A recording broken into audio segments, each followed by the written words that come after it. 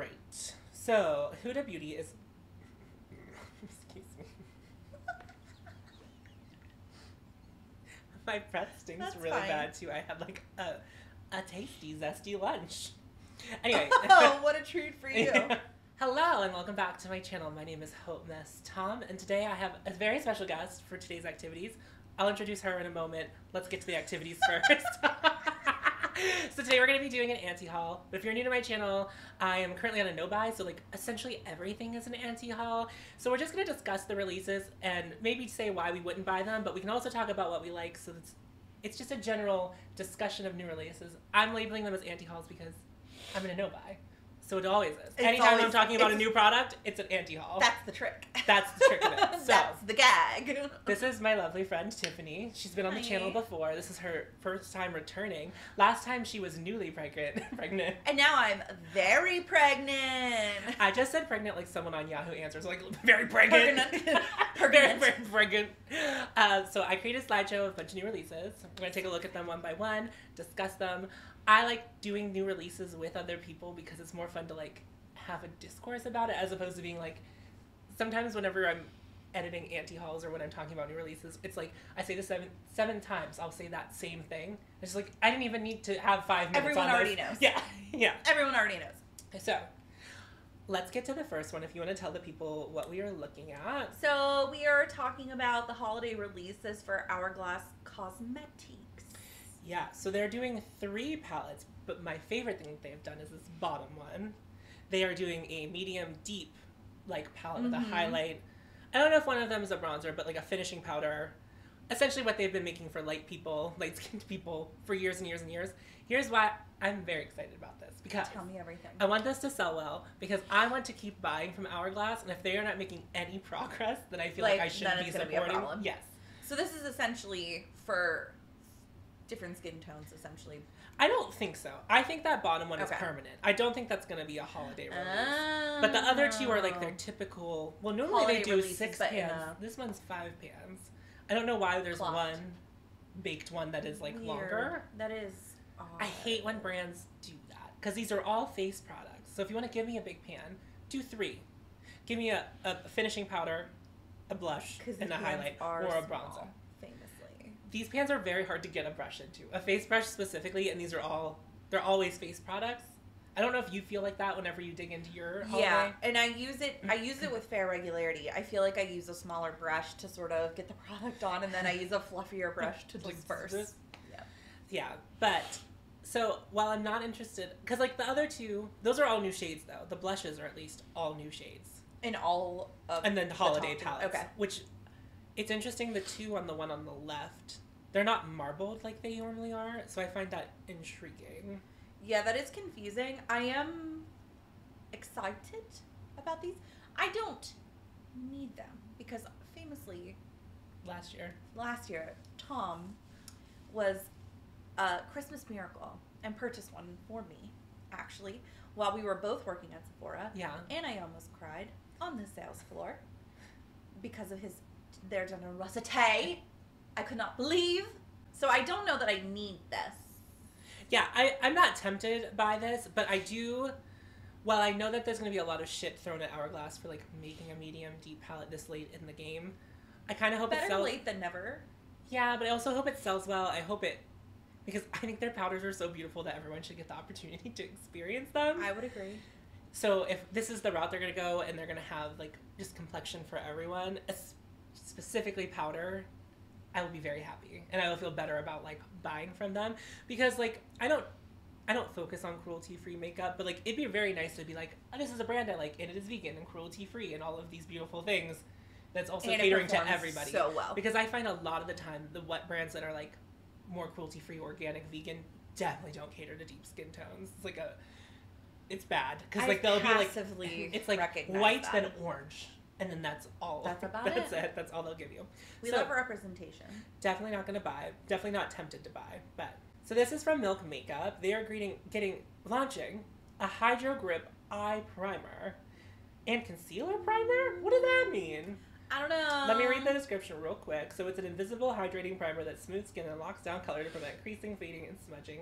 Provides a soft focus effect around the eye area with blue agave extract, hyaluronic acid, and hemp-derived cannabis seed extract, niacinamide. There's a lot of shit in here. There's a lot and of aloe stuff. water. Sticky, sticky, sticky.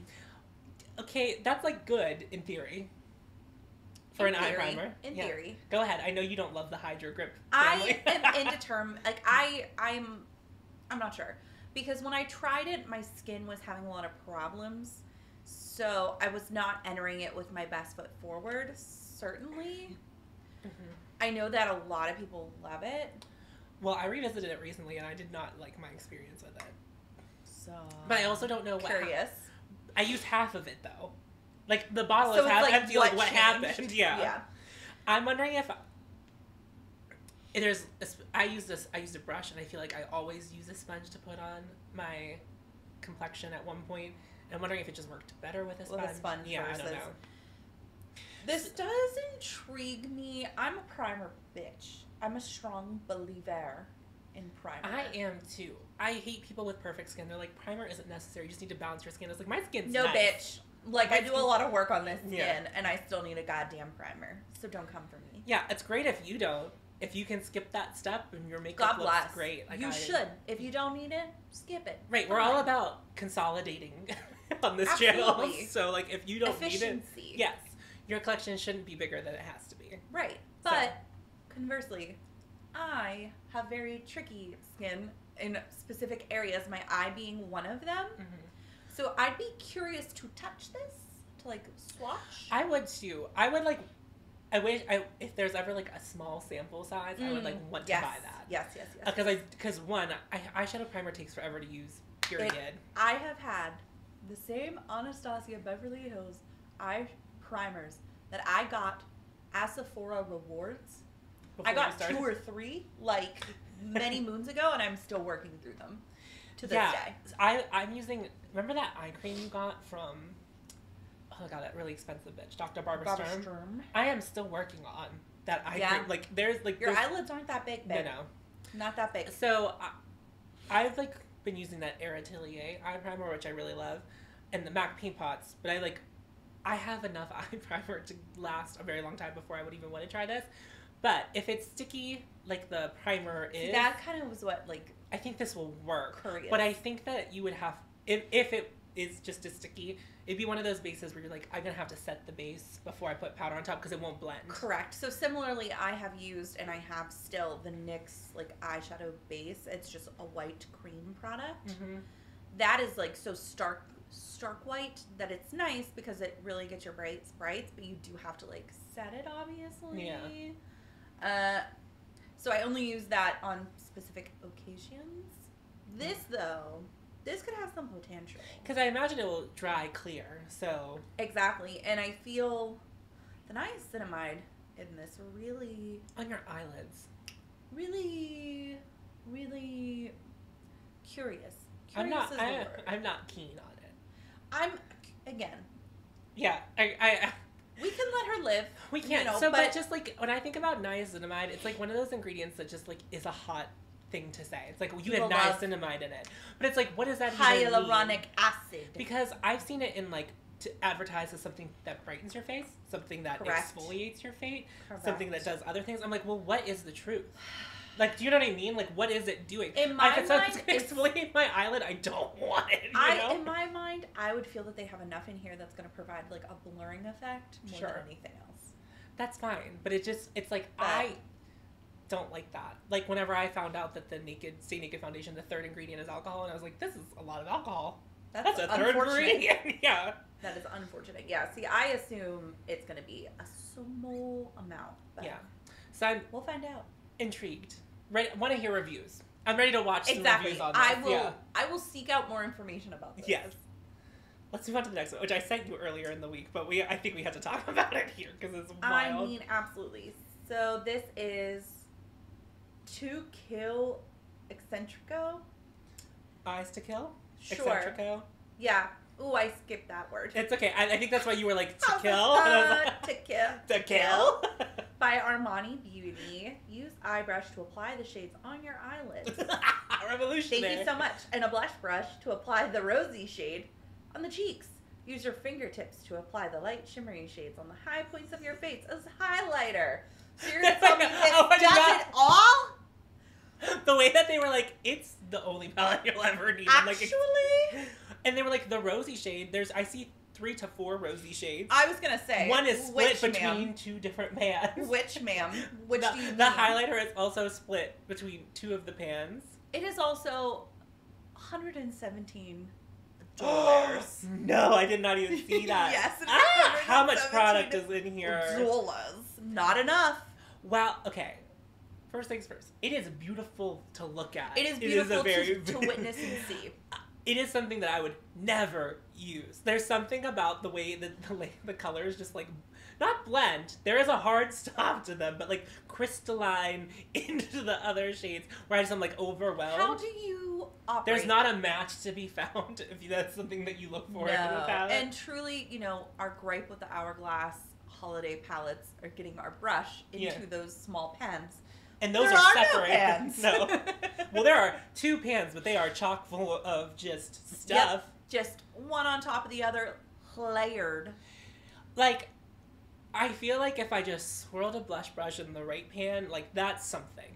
Sure. That is something. Absolutely. The left pan is really where my anxiety, like, spikes. And that shade along the bottom here, famously, like, the very bubbly shade. Yeah. What are we doing? Who's using that? I think that's the Am face I highlighter. Swiping my pinky. I don't know. Babe. Armani is a brand, even though it's a luxe brand, it's a brand that baffles me and continues to baffle me. Don't understand why people love that foundation so much. I used it. I looked terrible. and you have very good skin, I would say. Yeah, it was better than average. And I was like, pore city. It just was like, you have so many pores. And I was like, this is for people with aging skin loved that foundation. That was like, after I tried it, I was like, I can't imagine how this works for you. Are you putting just so little on? That's the only way. Do you know what I mean? Like, I would imagine. I don't know. That has to be. But regardless, definitely, this is a 117 American dollars. This is a miss. This is something in 6 months you're gonna find for like $25-$30 because on the Nordstrom Rack website. Yeah, it's my favorite place to pick up luxe product though. Oh, completely. But yeah, this is the no-go. I'm gonna move on to the next one. Do you have anything else to say about? Absolutely not. All right, so this is from Charlotte Tilbury. It is the eyeshadow palette. Oh, the Instant Eye Palette. Smoky Eyes Are Forever. 12 shades. Okay. I would like to know why the titles are so long. No, I don't. Because their luxe brands are like the iconic Beaute Diamandis. Yes. Eccentric eye smokies forever. Pat McGrath and Charlotte Tilbury are very good for like introducing the legendary iconic everything. Yeah, everything, just like words. Like you're at a ball, but you're not. Like it's like, where would you get this verbiage That energy. from? That energy. I think this is the prettiest Charlotte Tilbury palette I've ever seen. I must agree. This is like, I'm tempted by this. I was going to say, this color story must speak to you. It really does, but like there's a lot of dimension to those shimmers that like is not common for her. Her palettes are normally pretty boring. Although, if you look at the one on the far left, the shade on the far left in the palette, and then you look at the swatch on the far right, it's gray in the pan. Where is that color? I don't know, because that almost appears to be like more of a purple, like a mauve like family there. But where is it on the skin? Swatched, I don't know if the lighting is like so yellow. Maybe, like we're getting one lighting in one photo and different lighting exactly. in another. But the shimmers do have quite a bit of dimension. I like that they're sort of delineated as trios. She always does. That is common for her. But like, I don't know that I've at least clocked previously that the bigger palettes like have this many color stories in it. Well, that's because all of the other palettes don't normally have multiple color stories. Right. It's pretty neutral. Pillow Talk 8. The Pillow Talks again. Yeah, I love that this was like, we threw some greens in here. Yes. We threw some, looks like duochromes in here. And like, if I were to try any Charlotte Tilbury eyeshadow product, this would be the one that I would go. Like, if I'm done with my no-buy and I like caught this on a sale because it was like the end of the season. Things that make me go, Yeah, I'm like, I would buy that half off.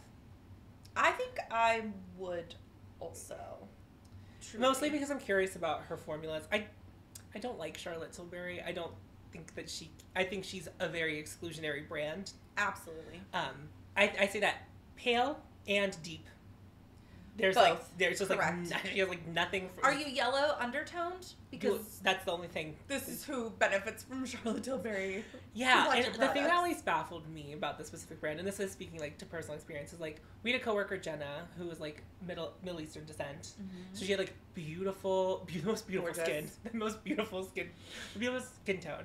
And whenever we would talk about Charlotte Tilbury, she always loved Charlotte Tilbury, and I was like, but why? like why is this a brand that you are so drawn to? Because she hated Luxe makeup, but she loved Charlotte Tilbury. So it was just so weird that this was like what she was drawn to. And people that love the brand really love it. Yeah, it was a brand that we did not start with at Sephora, but got over time. And as soon as it was in our store, that was like almost all people asked about, like exclusively. The amount of times I had to swatch Pillow Talk for people, I was like, it's a mauvey nude. It's the same mauvey nude that's over there and over there. I don't like Pillow Talk. I think it's too pink. Really? Mm-hmm. I have it. It's fine. It's fine. I don't think I paid for it. But I guess, like, good job, Charlotte Tilbury, to make me go, I would like that. I would say so. Yeah. Clever choices being made here. You think you're clever, don't you? You think you're clever. What's next? So this appears to be... it's the highlighter. Sorry, correct. I wanted to talk about it specifically in this No, you're perfect. Yeah. So this is Givenchy's Prisme Libre highlighter. Mm-hmm. Highlighter Ray. It's a loose highlighter, it looks like, correct? Mm-hmm. It's, what is this? Loose powder highlighter in shade Organza, harmony of two pink and golden loose powders. If this is the same size as their like face powders, that's a lot of fucking highlight. And so the thing that always like eludes me about not the face powders, I don't mind that the face powders have different colors like to balance or whatever, but whenever you come to this, like I think I would like the pinky shade but not the golden shade. And I probably would like the combo of the two, but like you're never gonna get an even mix. Like it's not gonna be a perfect. Controlling this is gonna be. But also the way they packaged it and sell it with a like compact press. What the fuck do you think I put on a whole? No one's using that. I think it's more to keep the product tacked down. But whenever we used to do daily doses, I remember like doing one on Givenchy face powders, and they want you to like flip it over so that the brand logo hits your face. That's how they want you to use this. That's how they want you to like educate clients on how to use it. I'm like, no one's gonna use it. I'm gonna go.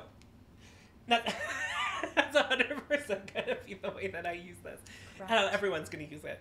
So that's just I wish there was like some kind of slider that you could like put on, take off, and like cover certain of the jeans. Right, because this gives me. Well, I should speak my truth that loose powder highlights give me anxiety. Loose powder, just on its own, like I feel like that's a lot to really manage. I don't want that responsibility or power. So this alone, with just the shake of it all in 4 different shades, is far too much. Yeah, far too much for me. Also, 46 doll hairs. I mean, Givenchy is like a weird luxe brand where it's like it's like in between actual luxe and like correct, because volume for product, you must wonder it has to be like a lot. If it's packaged they give you a lot of product in those things. But at the same time, who needs that much loose? It's like artist couture highlight, like face, like their powders come in like this small. Their loose highlighters come in this small itty bitty thing, and I was like, I would never even use that. So to get a box of a highlight is just like it's too much. So it's one of those things where it's like if you really like the shade and it's gonna be like the only highlighter you use, sure, go off. The box is pretty though. I'm not gonna lie. They do really good packaging most of the time. Givenchy. It is compelling. Yeah, I will give her that. I imagine, not imagine, but most of their products are like lackluster ones. Get into them. The City Tent Couture Balm though, I always will fight for. I want more shades because it is like one of my favorite products. I mean, we'll let her live, but this is decidedly not for me. No. This would be not even a tempting moment. Correct. So this was more of like a thing that I like wanted to discuss more so than it like the actual product. So Fenty has launched minis of the original matte formula. So it's a travel size, has 12 milliliters in it. All of the shades. My first question is like, is Sephora going to have to stock all 50 shades? Is there going to be a place for it on the display? No. That was my first thought. And is it going to be Fenty website only? Because that's how I imagine this. Like, it's not going to be on Sephora's website. Like, you're going to have to go to Fenty's website. That's in my head. It doesn't say coming soon on their website, Sephora. But like, because you know how like whenever the matchsticks launched, you could do like a combo on Fenty's. Like you could go to the Fenty website and be like, yes, I want to pick the colors that I want of the matchsticks in a trio, and I get a discount on it. But in Sephora, you couldn't do that. You could only get the pre-made sets in trios with the discount. So I don't know. Like to me, this is like, it's like a good idea, but also feels super wasteful. Rough. It sucks. It sucks. The packaging looks like it sucks. Like I mean, I get it. Did you use that foundation? Yeah. That was like my first favorite. That was my first favorite foundation. My first favorite foundation ever. There's a review of it on my channel.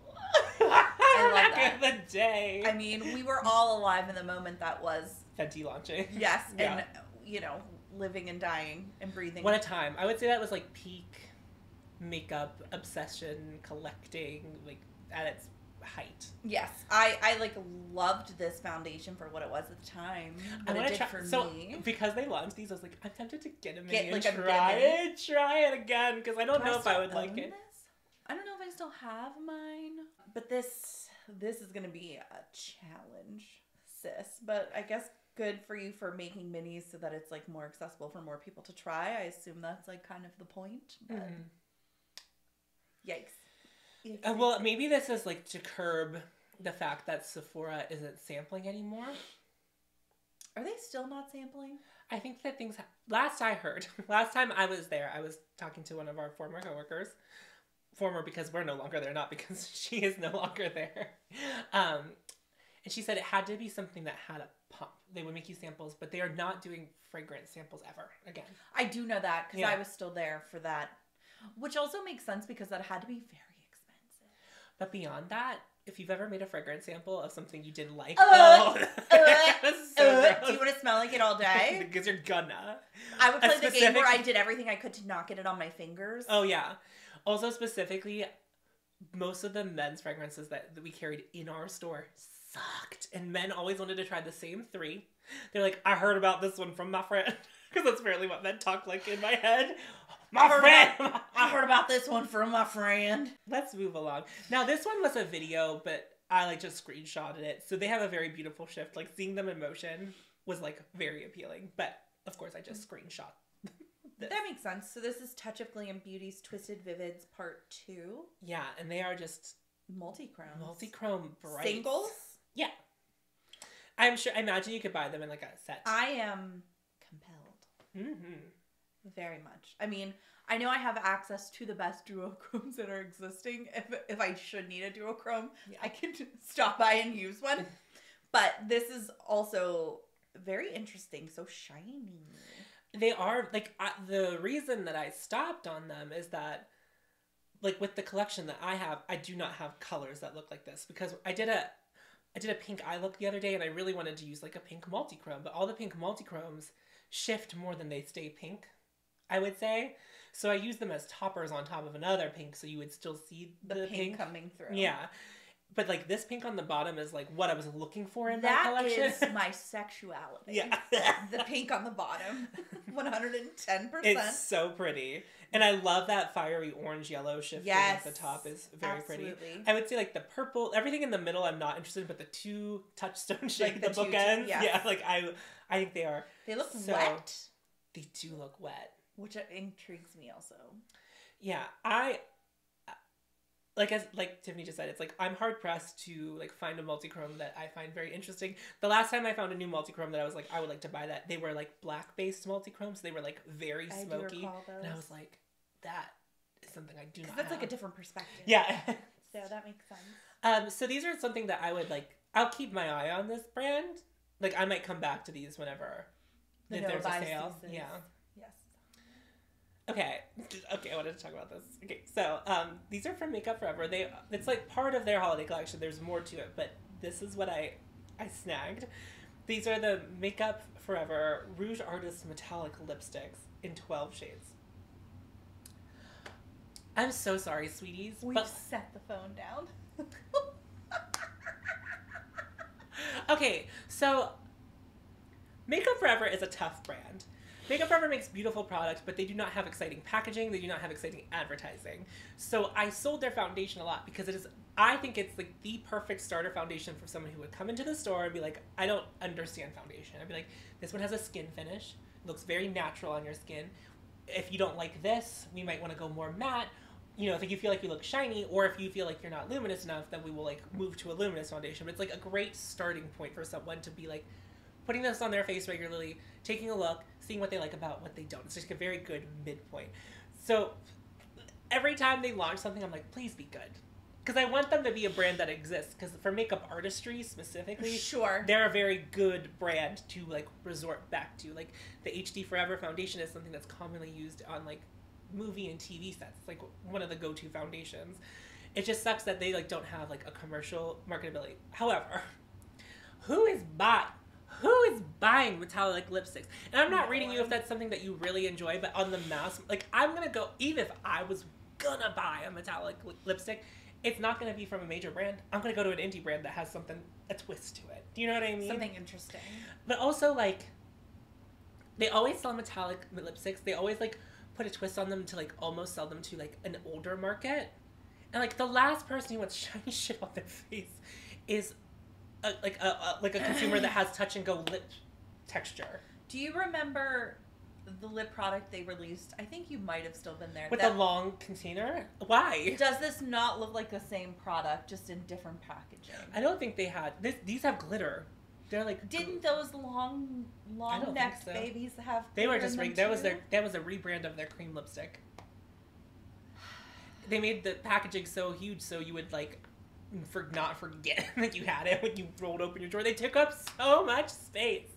Like the lids weren't on them at the store, but like when you put the I find it to be confusing. I don't like it at all. No. Well, how do you feel about metallic lips in general? Just like I am not aware that anybody cares about a metallic lip. Not anymore. So I'm not sure who asked them for this, and they were like, "We must deliver this unto the masses." Maybe because it's holiday and like glitter. But again, I don't think about Makeup Forever. That's understandably why. I don't. Even when I worked at Sephora, there were like very specific things I would go over there. And they also moved our Makeup Forever display to the worst place in the store. I mean, but that Sephora, I feel like the layout works against it, not for it. Like the Sephora we worked at? Yes. Well, let me just tell you, so they took part of our fragrance wall away. And they put Makeup Forever in the darkest corner of the store. There was like no lighting over there. So you would do a color match, you'd be like, let's go out into a different part of the store. They still had 2 bays. So 3. 3? There was 3 bays. It's all 3 bays moved from one side to the other. Either way, yeah. They still had like a considerable amount of retail space. All things taken into account here, but no. I have no fondness for the brand. I'm always rooting for the brand because they made the first highlighter I ever bought too, and it's like a very good highlighter. And so I'm like, their products are quality, but it's just like nobody knows. Nobody knows. Bummer for those people. Get your shit together. The brand that you're about to read it's Kjaer Weis, just so you know. Thank you for that. This is I'm Possible Mascara Iconic Edition. I wouldn't have read it like that. Kjaer Weis. I guess that is why there was a hyphen. That has to be.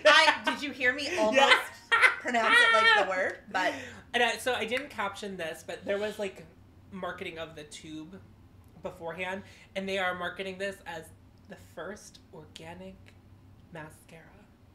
Fascinating. Okay, here let's talk about organic makeup for just like a second. If that's your journey, and that's what you want to do, and that's like what's important to you, go off. I respect you, but you better not use this for more than 3 months. If you buy this product and use it for more than 3 months, you're cruising for a bruising. An eye infection. And like, of course, I say that you are it is recommended that you change your mascara every 3 months as it is, but you know, people stretch that shit. But an organic one that has, like, it's going to be less sustainable. Yeah. Yes. Like, like organic preservatives, if any. If. And you never know how long it's been sitting on the shelf. Like, this just doesn't seem like shelf-stable in any kind of way to me. It'd be like, you have to buy it and use it. And I have seen people talk about other products from the Kjaer Weis brand, because I believe that the line is all organic. I have seen so many people have to throw away products that have turned from this brand, and it's all cream stuff. So it's not like powders. If it was organic powder, sure, you can work well, I that. mean, at that point, yeah. But like, if you're doing like organic cream products, it's like you're never gonna finish. One, we're never all gonna finish the makeup that we all already have for the most part. Like, I'm talking about people with like big collections, but like, I don't need to introduce anything into my collection that's gonna turn fast. Well, correct. Just a bacterial dish of opportunity. Mm-hmm. I mean, it looks like a potentially lovely mascara. There's a lot of lengthening and separating. I love that. Yeah, I mean, it could be nice, but it's also at $32, which is more than the Shock, which is like, I think, too much for mascara. I mean, this does say luxury makeup, but in the hashtags. Yes. But I would agree. I would not spend my money on YSL organic. is luxury too. I wouldn't spend my money on an organic. No, not $32 every 3 months. Probably faster, because if I got this, I would use it for maybe a month and be like, okay, now I'm worried. Yeah, now I'm not doing this. I always forget the technical like recommendation on how long you should use mascara. Yeah, which makes total sense, but at the same time, yeah, I like, if I was selling mascara to someone, I would tell them, like, you should replace it every 3 months, but, like, I'm not doing that. But I do replace it more than, like, any other thing in my collection, I would say. So. Completely. It's the thing about that is like, you know, the product's not all dried up at that point. Like, it doesn't feel used when you hit 3 months. That's why it feels weird. Wasteful and strange. Correct. But you are putting this as close to your eyes as possible. You are, but I also feel like how you store your mascara matters, too. So, like, if you're transporting your mascara from bag to home and you're getting a lot of that temperature change and how much you have it open as opposed to shut, and, like, I think that does matter also. Nonetheless, that is a no-go for me, for sure. If you are a pumper, people do that with their mascara. I'm like, why? Do you want it to dry out? Yeah, mistakes. You're just forcing more air. Into it. Down into the tube. Okay. We have to talk about this next one. So Kaleidos launched their Apple collection, which is just 8 new lipsticks. Yeah, why is it called Apple? The bad apple, I guess, because they're all spooky shades, sort of. I do love that. Not the name, but the spooky. I have not seen a lip launch in a while that made me go, I want that. I want these. I want specifically the bottom right one, that Mercury Wave, and then take Flaming out of the Trophy collection, drop that one down in there, and that is the perfect, like, lip set for me. I want these. I hope they're permanent. I want to buy these. These are on my to buy. I really like the bottom 2 on the top collection, and then all 4 of the second one. Yeah, the second one. And they also I talked about this in the video that I just posted, but who knows which order things will come out. Anyway. But they now do bundles. You can make your own bundle and pick which tin you want. And so they are selling all of them as singles now, even from the previous collection. Yeah. Okay, that's good to know. I love this movement that you can now buy them in not sets or build your own set, because I will. If this is still a thing, like, if I can do this in January, it's like gonna happen. Going to happen. Yeah. Top of the list. And I've heard nothing but amazing things about this particular lip formula. I'm so curious about it. It looks beautiful. Curious. And, you know, I might throw something else in when I'm at Kaleidos' website, too, just because I want to try other things from the brand. But they do intrigue me overall, I will say. So now we have the Kaja Beauty Wink Lash Trio Mascara, which are 3 mascaras held together by a magnet that lets you unlatch your I love formula. the way the confusion intensified in your voices. Just why. Unlatch your favorite formula and produce customized lash looks. So the first product is a lash primer plus brow serum gel, which is clear, a volumizing mascara for the second, which is that thicker brush head, I'm assuming. And then the third being a lengthening mascara. So first of all, speaking to mascara hygiene, we were just saying, like, you know, you bring to your eye so close. So they're proposing that you use the first product as brow gel, but also lash primer. So you're going from face also, like, to lash. To me, it doesn't make any sense that none of the other things are duos. Not that you would want a black mascara in your eyebrows, but, like, but why? Why? Gratuity. What is the point? I agree with you, though. Don't, if it's going near your eye, don't put it near anything Don't do that. else. Yeah. Don't put it on your face and then your eye. No. Don't do that. In case you needed somebody to tell you, like, definitely don't do that. Yeah, so going back to Makeup Forever, they sell a product that, like, you can use as a lip liner or an eyeliner, and I always tell people, I'm like, whichever one you choose, that is what it is. Like, if it goes on your lips first, this is a lip liner. If it goes on your eyes first, it is an eyeliner. We do not, we're not doing both. We're not doing that. Yeah. No. Are the other things in Kaja's line also magnetic? So they have the bento boxes, which, like, flip up. So here's my thought on this. Like, say I got this, and, like, what if I, like, really love the volumizing one? So then I might use the primer and the volumizing one, and then I have this other one that I'm not using that's going to run out first. Can I buy a replacement for the two that I use the most, or the one that I use? No, you can't. No, so this is absolutely wasteful, and why are you putting magnets in your, like, I am not the one to come to, like, to talk about sustainability, but I think it's something that we should really take into consideration. Like, we can definitely remove magnets from packaging so things can be more recyclable or, like, more likely to be recycled. Well, also if it's just a move to make things just for aesthetic purposes only, right? Because that's ultimately what this is. Yeah, because, like, they were like, you know what, a duo-ended mascara is not enough. We need to add a third thing. Right. I hate this. I actually, like, Kaja, I hate Kaja. I think I just hate Kaja. The concept of Kaja, the concept of, like, cutesy makeup for the point of being cutesy is just, like, baffles me.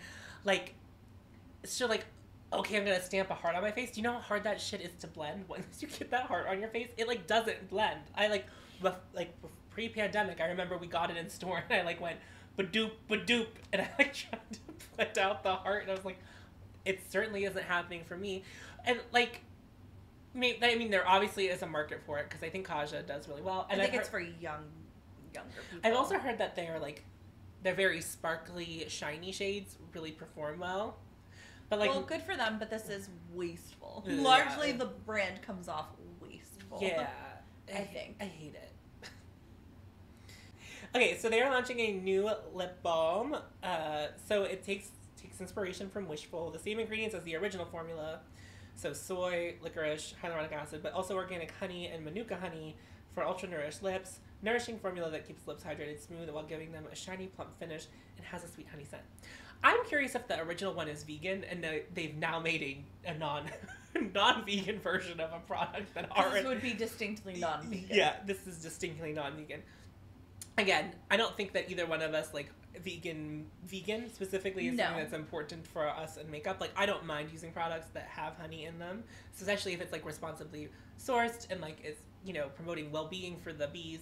I'm great. Completely. Love that. Like, pharmacy, love that they exist. I feel like that's great. I liked the original lip balm. So I don't know why you did. I don't know why we were, like, tempting fate messing with it. Right. Yeah, like, I don't know why there needs to be a second one. Specifically, if the original one is, like, vegan, you should not have gone out of your way to make one that wasn't. That seems like a mistake to me. You made something that was great quality, was vegan, and then you're now making something that excludes people from buying.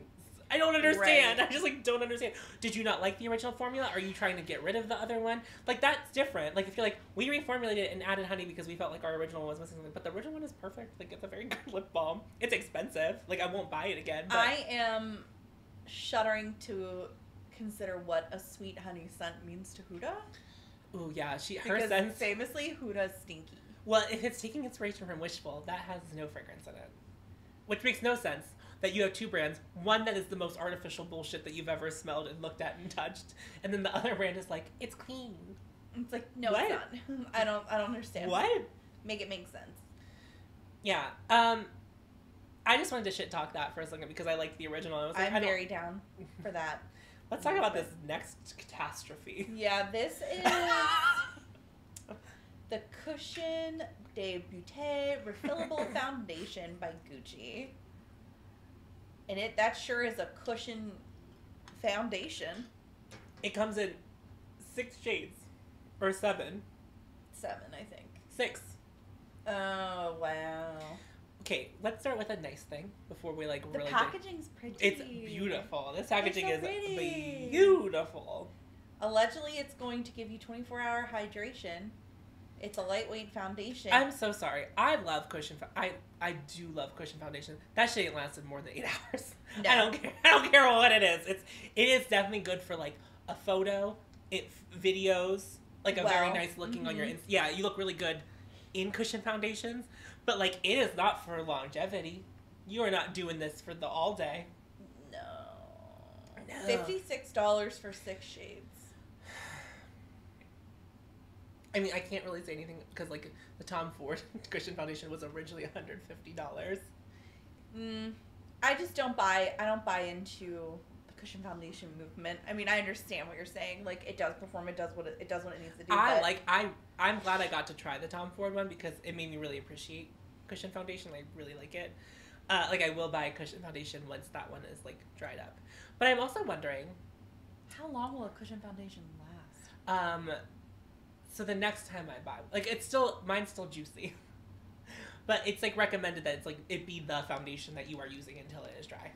Right. So because if you let it sit, it will just dry. It's just like there is like seals and stuff on it, but it is just like. But my thought is, now that I have the Tom Ford compact, I could buy a refill of any. I was going to say, yeah. And just use my Tom Ford compact instead of like buying the new compact, because I do. Shot Kai's cushion foundation is like my next cushion foundation that I would like to try, and it comes with a refill. So. Oh, that's nice. But yeah, this is a catastrophe. This is gratuitous. Oh my god, do you see who liked it? I noticed that on a bunch of these. I wasn't going to name and shame. We can. This is bad. That's really bad. Gucci that's shitty. That's real fucking shitty. Get fucked. Try again. Alright, so Milk Makeup is launching liquid blushes. In the 4 shades that every blush launches in. Uh-huh. Orange, deep purple, pink, and red. And like a nude. Yeah. A nudie color. This is a weird launch because Milk has the stick blushes, but they were in our store for a very long time, and then they removed them from our store, which was a weird move. They removed them from our store specifically the year after they gave that as a birthday gift, and everyone loved the shade Work, which came in like a birthday kit. They would ask for it, and it'd be like, we do not have that in store. Like, why would they do that? And I imagine that these are going to perform well. They seem like very on brand for Milk, but like, why isn't this something? I feel like this is something Milk should have had 3 years ago, and then whenever like liquid blush came into popularity, like the past year, they would have been ahead of the game. They'd have been like, we've been here. Yeah, we've been here. So I think it's weird that they are just launching these, just launching 4 shades. Like, it just is. It feels like a mess. Milk is like not doing the best. The choices seem to be all over the board. Mm-hmm. Straight up liquid blush makes me nervous in and of itself, and then this packaging also makes me nervous. Yeah. Oh, it's like it's a squeeze tube. Yeah, the cloud paints from Glossier are the same. They come in like a squeeze tube. I always got too much, even though it wasn't pigmented. I would always have my face to just like always have too much of it on. People love the cloud paints. I was like, I can't make this work, and I like blush. Stress. Like, as someone who like will put on the most blush, I was like, I do not like the way this. I never got an even feel for what I was doing. I always felt like I was going in blind. I don't know. Problematic. They look very dewy, so I'm wondering if they're set at all. You know what I mean? I mean, I'm sure you could set them. You could, but a lot of people want the glowy look with the blush. So, I mean, I have dewy products that do like set to a point where like your hair wouldn't get stuck in them. That's just like my curiosity about this particular product. But I don't really. Yeah, liquid blushes aren't for me. Also, they're all mushrooms, snow mushroom, reishi mushroom. Is that stuff that's in it? Stuff that's in it. Oh, I thought that was like their names. Like, these are fucking. No, these are really weird names. $20, I guess, isn't bad. Because this will take forever to go through. Because you won't need that much of it, or you'll go through it too fast because you can't figure out how to get the right amount of it. Can't control it. Yeah. Sure. This is a mess. All these launches are a mess. This is particularly upsetting. So this is the Bomb Posse Mega Mix and Match. Bomb Posse. Bomb Posse. Mega Mix and Match eyeshadow palette by Fenty. And then the Diamond Bomb Triple Drip All Over Diamond Veil palette. And eyeliner. And then there's also, they're including the new glosses as well. Which just don't have sparkle in them. They're a plumping gloss. Right. I did look into them. Because I was like, they're the same color, so then what's different? Well, they're not, they're not sparkly. Okay. Correct. So, a couple of weeks ago, or a week ago, I sent Tiffany finger swatches of this eyeshadow palette. And I have never been so disheartened to buy a swatch. Because it wasn't, like, official swatches. These were, like, someone got the palette. And just were, like, going for it. Also, the caption on that post made it sound like it was going to be a great eyeshadow. And I was like, are you looking at, well? Yeah, like, what are you looking at that I don't get? I'll have to try to find that particular post to edit it. Ugly. Ugly. Secondly, so I'm going to come for you. Sorry, Rihanna, but I have a bone to pick. As someone who has been so progressive with complexion inclusion, to make a face palette that has 3 shades that were not going to be universal, why are you doing that? Stop it! Because, like, I can't use that deep one, which is fine, because, like, it's not for me. But you are selling me something that, like, I might want the lighter shade. And I realized that at some point these were all sold in singles, but I think these were all limited edition when they launched. I believe so. And I mean, I guess you can use them wherever you wish. But I'm never going to use a face product on my eyeball. It's just not who I am. I don't know that any of this makes sense for me. And that eyeshadow palette is awful. It is, quite honestly, perhaps the most boring thing I've seen in some time. Specifically from Fenty. At least our other eyeshadow palettes, even though that people don't like the formulas of them, there was, like, something to them. There was, like, a level of intrigue. There was, like, a definitive moment vision being created. Yeah, and then, I mean, I think it's exciting that she's launched a new brown liquid liner. I think that a lot of people were moving to brown liquid liner as I was leaving Sephora. That was, like, something that I got asked for multiple times. So, like, I think that's smart to have in your range. But this is all a bag of bad for me. And that sucks, because I'm always rooting for Fenty. I mean, always. Yeah, like, I'm always forever. Yeah. I worship the ground Rihanna walks on. Yeah. I would just also get up from that ground and be like, ma'am? I had no idea. Nikki Tutorials is launching her own brand. It's a skincare, at least so far, it's skincare. So I'm going to go through the products real quick. The Berber Cooling Eye Stick for $22. The Wear It All Starts Cream Moisturizer Primer Hybrid, $30. The License to Glow Serum, $37. And the Set It and Forget It Setting Spray, which is $25. And then there's literally an electric mini fan for $15. That's stupid. It is stupid. So I subscribe to her on YouTube, and so I saw that she was, like, launching a brand, and I was like, oh, curious, wonder what it is. Wasn't expecting to be skincare. I, like, was zooming through the video, and I was just like, I don't even think this is skincare, though. I wouldn't qualify this as skincare. Okay. This feels like all prep products. Yeah. Specifically, because I'm not going to use a product that is a moisturizer primer hybrid as my main moisturizer. No, I would use it as primer. I'm going to use it as primer. Like, that's going to be what I do. I'm not necessarily just going to be applying a cooling eye stick all the time either. Like, I mean, I guess that's what you would use it for, but me personally, this all feels like pre-makeup preparation products. It's just... Also, what a move to not start with makeup.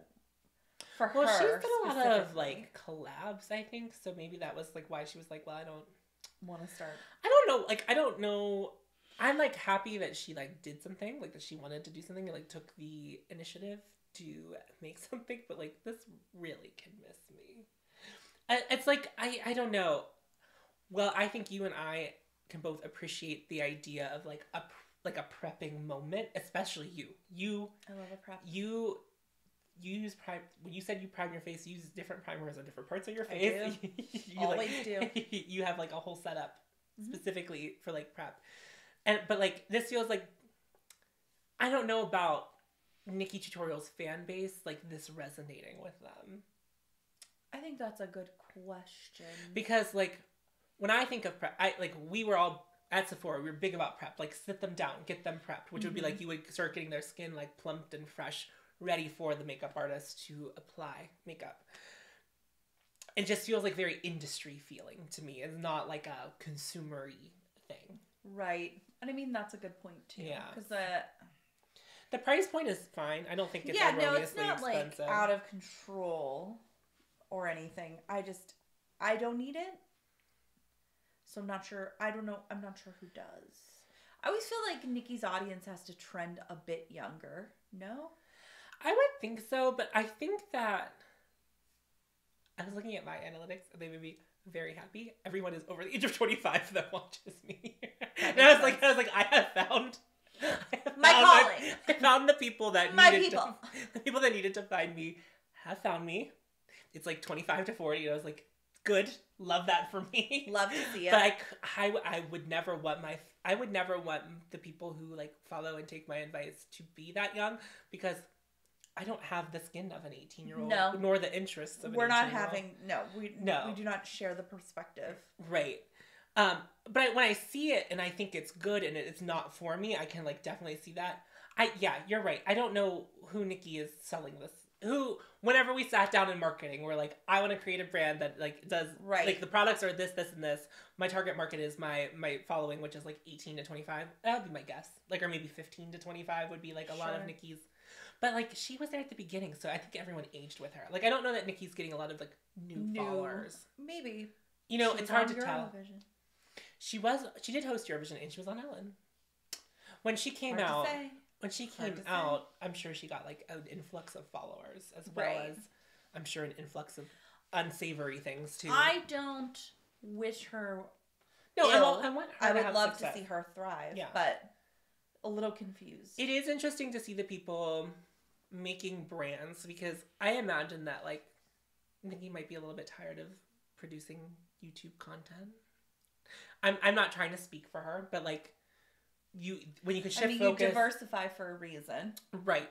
Because like there is a cap on YouTube. There is a period of time where you are your most successful on YouTube, and like that's why you see everyone like there's the podcast that people move into, or like I don't know. I will say this, like if we're talking about like brands created by influencers, I think Manny MUA has like the best one. I've not bought anything from it, but like it definitely feels like a brand that Manny started. It like feels legitimate to him. I've heard nothing but good shit about his eyeshadow and his highlighters and his lip products. I've heard nothing but good things. I think people are hesitant to talk about that brand or like say things because like Manny has a past where it was like he was a little troublesome. I think he's very much cooled it. I don't think that's like his gig anymore, but I think that his reputation being tarnished in the past has is like what it is. Hurt it being like a flourishing brand in the way that like, not to talk about someone we hate, but like Jeffree Star managed to do for that brief period, because that's over. In case you thought otherwise. Seems to be, at least. So it also could just be a thing where this like decidedly isn't for me, and that's why I don't understand it either. But I can't see where makeup is trending right now. I have literally no idea. Because, you know, we often talk about how, like, it's just from, like, light coverage to full coverage to light coverage to full coverage to matte to dewy to matte. But we've been kind of living in this, like, Glossier situation for the past few years. Like, we haven't, like, we're still very into, like, clean skin, beautiful complexion, and, like, maybe a heavy eye if, like, you're into eye. But, like, beautiful complexion still seems to be the focus, which is fine. I love that. If we stay here, it's better for me. Fine. Yeah. Fine. I want to know where the trend went. I can't wait to see more holiday stuff come out. Like, what do you think is happening? We're heading to heavy matte foundation, strong contour, matte lips. No, thank you. Could you imagine? No. We're gonna finish up with one more. So this is the holiday collection for Nars.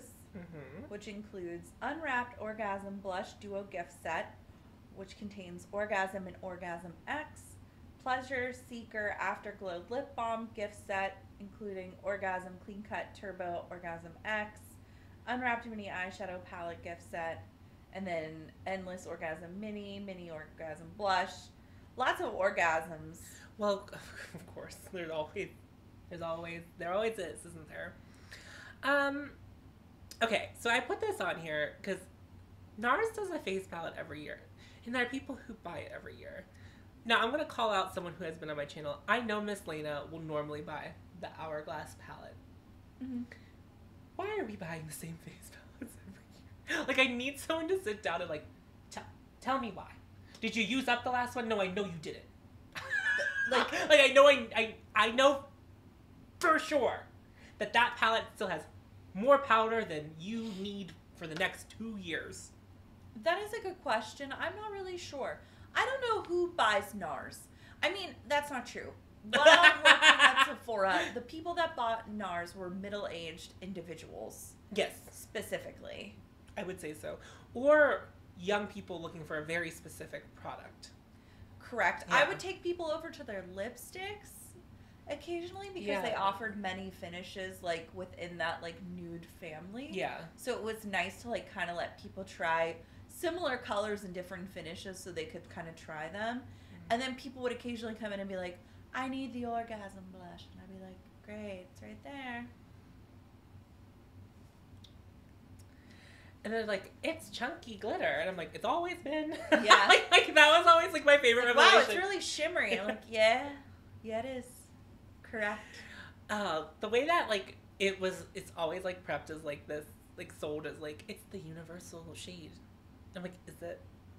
It didn't look bad on deep complexions. It just, like, would be more shimmer than it would be blush. But it's very shimmery. Yeah. Very shimmery. So, I think this eyeshadow palette is kind of cute. I don't need a pink eyeshadow palette. No. But I do think that hot pink in there is kind of cute with, like, the golds. Like, it's not offensive. The worst. No. But, like, I don't... It also doesn't have a price, which I think would be important to know. So, I think that, like... I don't think that, like, buying a Nars face palette is, like, an inherently bad thing. Like, I think it's a good thing if you think you're going to use all the shades in it. But, like, you don't need it next year, too, because they're going to sell it to you again. I don't... Totally. Like, Nars sticks around because people love, like... It's like people love the foundation that they've been buying for years from Nars, or the concealer that they've been using. Listen, I like the matte foundation from Nars, and, like, I'm not, like, the biggest fan of matte foundations, but I do like that foundation. Did you get that foundation? No. I love that foundation. I just feel traumatized. What did you try? The color matchery for that brand, but also that did me wrong every time. When you were doing a color match on someone else? Yes. Yeah, they're tough. Every time. There's the deep. They had a good deep. Was fun to fuck around in. Yeah. But the undertone had to be, like, more yellow. Yeah. Or orange. And, like, then maybe it'll work. Yeah. That's, like, it's interesting once you start color matching and, like, learning brands. Whenever a client's, like, asking specifically about a brand, and you're like, your skin tone does not work. You don't want that. Those. You don't want that. And, like, you're not, like, it's like, I'm not saying that to be rude and not because I do not want to find your perfect match, but, like, you're not going to find it there. If like, you have a hint of green in your skin for whatever reason. Yeah. Just a little olive. Yeah. We've got to go to YSL, and then I don't know what else to do after that point. Olive tones at Sephora, that's tough. It's tougher than deep skin tones to find a match for an olive skin tone. Fenty sometimes. Well, they only launched the olive shades before we left. I know. Wow. Yeah. I think I just felt PTSD. Back to Nars. Yeah. Yeah, I mean, just also a brand that's, like, decidedly not for me. I mean, I don't know what brand is for me at this point, but Nars I do feel offers me very little.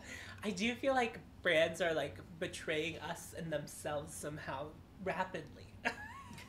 Like, rapidly, I'm, like, losing my interest and trust in a lot of brands. So, like, now it's more...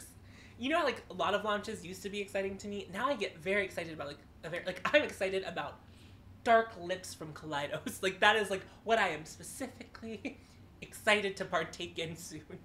But everything else, like, Pat McGrath kind of missed me. She got downgraded. She's not displayed anymore. She's in the drawers now. I think for I think that was a journey that just needed to come to pass as well. But I do understand what you're saying as far as just not being very engaged. Well, I am still engaged. I like looking at everything, but like... But I mean, just emotionally. Yeah. You know, like, what are we getting excited about? Right, which I think is, like, it'll be very interesting to see if someone hits a trend or on the head during holiday season that will, like, project what is going to happen into the next year. I would be curious to see that. Okay, that is all I had. If you like this video, please hit subscribe. If you enjoyed our dynamic, Tiffany's going to tell you about some places where you can hear both of us together specifically. What a treat and a dream, because we actually have two, not one, two podcasts available for your listening pleasure. First being It Bears Repeating, which is your pop culture expansion pack. We're currently in the midst of a Britney Spears series with stopping for interstitial moments of rest because it is a lot to unpack.